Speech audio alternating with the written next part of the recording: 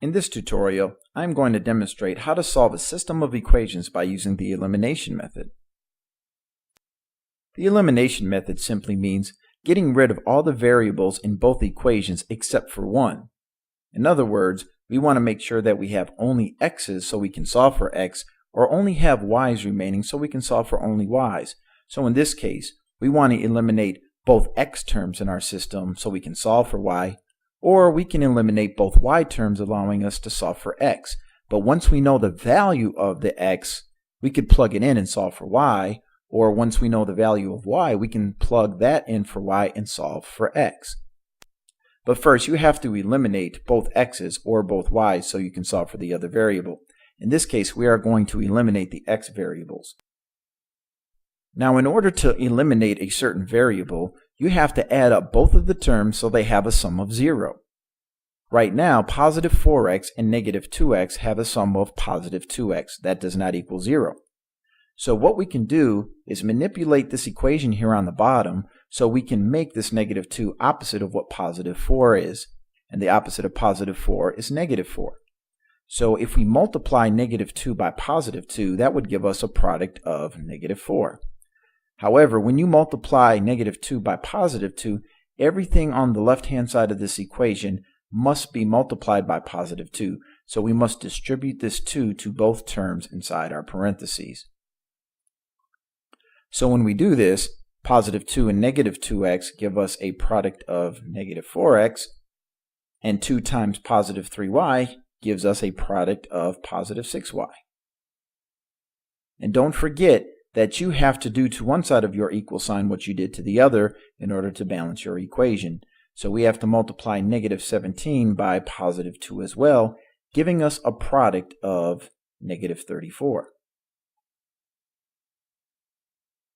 Now, this equation is the same thing as this equation here, so I'm going to take our first equation at the top, and I'm just going to rewrite it below here,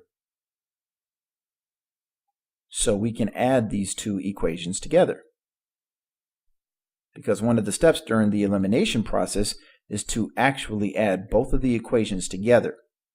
So negative 4x and positive 4x have a sum of 0. So I'm not going to write anything below this line. Now we have positive 6y and positive 1y, which have a sum of positive 7y, which is equal to negative 34 and positive 13, which has a sum of negative 21. Now, because all we have left is one variable in our equation, we are able to solve and find out what that value is. So we have to isolate for the y variable, and we do this by dividing both sides by 7. So we can see that y is equal to negative 3. Now that we know the value of y, we can plug that y value into the y variable of one of our two original equations. So I'm going to use the very first equation at the top here, and since we know what y is, we have to solve for x.